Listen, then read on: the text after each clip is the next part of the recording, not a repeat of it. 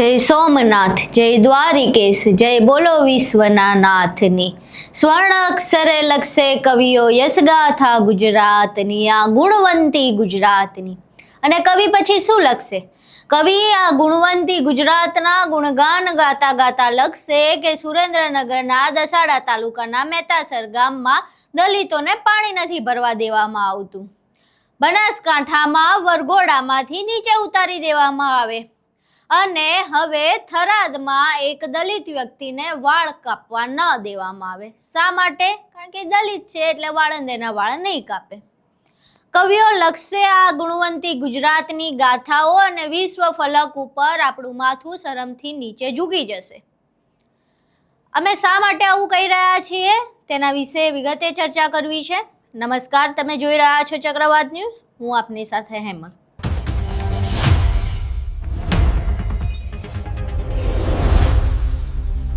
ગુજરાત મોરી મોરી અને ગુણવંતી ગુજરાતની યશગાથા લખાય, જય જય ગરવી ગુજરાતના ગીતો લખાય, પરંતુ કવિઓએ જે પ્રમાણેની ગુજરાતની જે વિચાર રાખ્યા હતા, જે પ્રમાણે એમણે ગુજરાત વિશે વિચાર્યું હતું ને આ કાવ્યો લખ્યા હતા, એ ગુજરાત કદાચ કવિઓની અપેક્ષા મુજબ નથી કામ કરતું।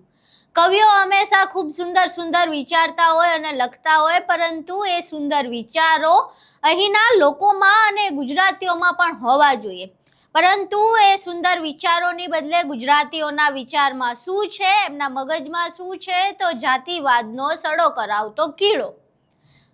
શા માટે અમે આવું કહી રહ્યા છીએ? તો હજુ એક મહિનામાં જ, આ મહિનાની વાત કરીએ તો 3 કિસ્સા એવા સામે આવ્યા છે જે ગુજરાતને શરમથી નીચે ઝુકાવી દે એવા છે।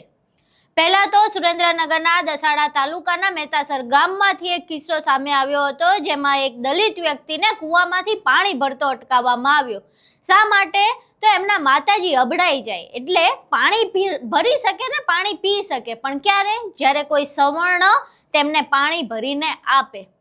ત્યારબાદ કિસ્સો સામે આવ્યો બનાસકાંઠામાંથી, અને આ બનાસકાંઠામાંથી જ્યારે દલિત વ્યક્તિ પોતાના લગ્નના દિવસે વરઘોડો કાઢીને જતો હતો ત્યારે તેને વરઘોડા પરથી નીચે ઉતારી દેવામાં આવ્યો।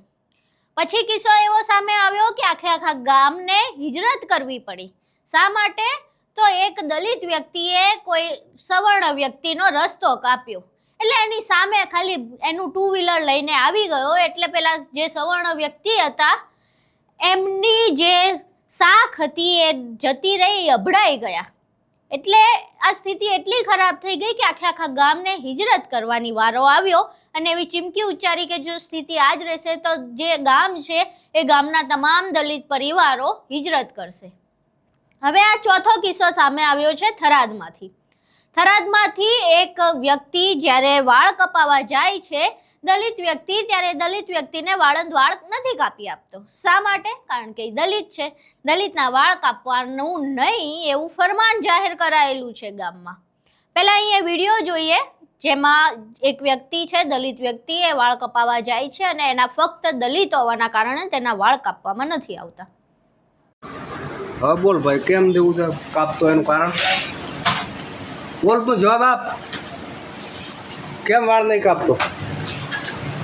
હે કેમ વાળ નહીં કાપતો એ બોલ પેલો। ભાઈ નાસ્તો કરવા જો, નાસ્તો નહીં, પણ એનું કારણ શું છે? શું કેમ આવે પૂછતા રાખો તો? ભારત દેશ આઝાદ છે, કોઈનો ગુલામ નથી। રેડી બોલ ભાઈ, તારે મોઢે બોલ। ગામના બધાને પરમિશન હોય તો અમારે કાપી નાખો। ગામનો પરમિશન હોય તારે? સરકારનું તો તાર કોઈ સરકારની પડી જ નથી ને? બધા નાઈ કરી હાલે ના, ગવર્મેન્ટની તને કોઈ પડી નથી, ગામની જ પડી છે ને? બધા નાઈ કરી હાલે। હા, તમારી દુકાને મોકલી આ બધા જેટલા તાર ના હેડ શણવાલ માર હેડવાલમાં નહીં, રોણેશ્રીમાં રોણેશ્રીમાં હેડ માર। વિડીયો જોયો, હવે વિડીયો જોઈને તમારું શેર લોહી ન ઉકળવું જોઈએ। શા માટે? કારણ કે આપણે પણ એ લોકો કરે છે ને આપણે નથી કરતા, પણ જાતિવાદી કીડો તો એ જ છે। આપણે ક્યાં માણસને માણસ સમજીએ છીએ? આપણે થોડી કોઈ વ્યક્તિને માણસાઈની રીતે વર્તન કરવાનું હોય, આપણે તો વર્તન કરવાનું હોય એની જાતિ જોઈને, અને આપણે તો વોટે જાતિ જોઈને જ આપીએ છીએ ને, આપણે તો વોટે ક્યાં કામ જોઈને આપીએ છીએ। એટલે આ કસાય દ્રશ્યો જોઈને તમારું લોહી ન ઉકળવું જોઈએ અને તમારા મગજમાં જરાય એવું ન આવવું જોઈએ કે જાતિવાદ ખતમ થઈ જવો જોઈએ, હે ને? આ વાસ્તવિકતા છે, કારણ કે એક જ મહિનામાં 4 આવા કિસ્સા સામે આવ્યા છતાંય ગુજરાતીઓના પેટનું પાણી હલતું નથી. કોઈ ગુજરાતી એવું કહેવા તૈયાર નથી કે અમારું આ ગુજરાત નથી. અમારું ગુજરાત તો ગુણવંતી ગુજરાત છે અને આ ગુજરાત ઉપર તો ગીતો ગવાયા છે. આ ગુજરાત ગાંધીનું છે, આ ગુજરાત સરદારનું છે, આ ગુજરાત છે જેણે આટલા મહાન કવિઓ આપ્યા છે. પરંતુ આપણું લોહી નથી ઉકળતું અને આપણને નથી એવું લાગતું કે આપણે એ લોકો સાથે માણસ જેવું વર્તન કરવું જોઈએ. આપણા માટે દલિત છે, અછૂત છે. બંધારણ બન્યું ત્યારે અનુચ્છેદ 17 ઉમેરવામાં આવ્યું હતું ને અનુચ્છેદ 17માં સ્પષ્ટપણે લખ્યું હતું કે આજથી અસ્પૃશ્યતાનો અંત આવે છે અને જે પણ વ્યક્તિ કોઈ દલિત સાથે અસ્પૃશ્યતા કરશે તો તેની સામે કાયદાકીય ગુનો દાખલ થશે. પરંતુ દેશ આઝાદ થયા એના 80 વર્ષ થવા આવ્યા. ક્યાં આપણે માનીએ છીએ? કયું બંધારણ ને શેનું બંધારણ ને ક્યાં રહ્યો અનુચ્છેદ 17? આપણને શું ફરક પડે?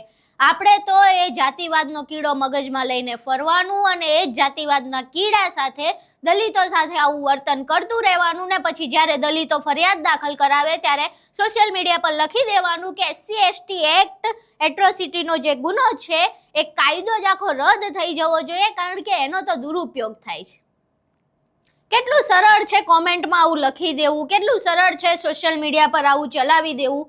પરંતુ જે સોશિયલ મીડિયા પર આવી કોમેન્ટ કરે છે એમાંથી એક વ્યક્તિનું લોહી નહીં ઉકળ્યું હોય. છેલ્લા 1 મહિનામાં ગુજરાતમાંથી આવા 4 કિસ્સા સામે આવ્યા છતાંય અને લોકોનું લોહી ઉકળે. આ નેતાઓનું ક્યાં ઉકળે છે જે પોતાના સમાજના નામે મત માંગવા હાલી નીકળે છે? દર વખતે ચૂંટણીમાં સમાજ કરીને જે વ્યક્તિઓ આવે છે, આટલી રિઝર્વ સીટો પર જેટલા પણ લોકો બેઠા હશે, જેટલા નેતાઓ બેઠા હશે, એકય વ્યક્તિના મોઢેથી તમે સાંભળ્યું? જિગ્નેશ મેવાણીએ ઠેકો લઈને રાખ્યો છે તમામ દલિતોનો, એટલે જિગ્નેશ મેવાણી ફક્ત એક બોલે અને બીજા બધાય જે દલિત નેતાઓ છે એ પોતાની એસી ચેમ્બરમાં બેસી રહે જાણે અસ્પૃશ્યતા ખાલી આ જ દલિતો માટે છે. ખબર નહીં હવે આ જાતિવાદનો કીડો ક્યારે ખતમ થશે. ખબર નથી હવે આ જાતિવાદનો કીડો ક્યારે જશે આ લોકોના મગજમાંથી. અને એ પણ નથી ખબર કે ગુજરાતીઓમાં એ ગુજરાતીપણું છે કે તેમનું લોહી ઉકળે અને આવું જ્યારે ખોટું થતું હોય, જ્યારે માણસને માણસની જેમ ન સમજવામાં આવતા હોય ત્યારે એના માટે અવાજ ઉઠાવે. એ ગુજરાત તો ક્યારનું કદાચ મરી ગયું છે ગાંધીની પાછળ કે જે રસ્તા પર આવતું હતું અને જે ખોટાની સામે ખોટું છે અને અન્યાય છે એવું કહીને ઊભું રહેતું હતું. હવે એ ગુજરાત નથી ને ગુજરાતીઓમાં એ ખુમારી નથી, એટલે જ્યારે માણસને માણસ ન ગણવામાં આવે ત્યારે આ ગુજરાતીઓને કંઈ ફરક નથી પડતો. કદાચ જે વિડીયો જુએ છે એનાય ફરક નહીં પડે અને એમ જ જોઈને નીકળી જશે. કોમેન્ટમાં કદાચ ફરી એકવાર એવું લખી દેશે કે SC/ST એક્ટનો દુરુપયોગ થાય છે એટલે એને રદ કરી દેવો જોઈએ. પરંતુ છેલ્લા 1 મહિનામાં જે 4 કિસ્સા સામે આવ્યા છે એના વિશે કોઈને કોઈ ફરક નહીં પડે. કદાચ પડશે તો તમે પણ કોમેન્ટમાં 2 સારા શબ્દો લખીને નીકળી જશો અને જે વાત ત્યાંની ત્યાં જ રહી જશે અને જે દલિતો સાથે અત્યાચાર થાય છે એ પણ કદાચ જેમના તેમ જ રહેશે. આખો વિડીયો તમે જોયો, જો તમને ફરક પડતો હોય તો એ ફરક તમે કોમેન્ટ બોક્સમાં જણાવજો. જો ફરક પડતો હોય તો આ વિડીયોને એટલો શેર કરજો કે કદાચ એ જાતિવાદી માનસિકતા ધરાવતા લોકોને ક્યાંક થોડીક જો શરમ હોય તો એ આવે. અને જો ફરક પડતો હોય તો આ વિડીયોને બને એટલું શેર કરીને અમારી ચેનલને સબસ્ક્રાઈબ પણ કરજો. નમસ્કાર.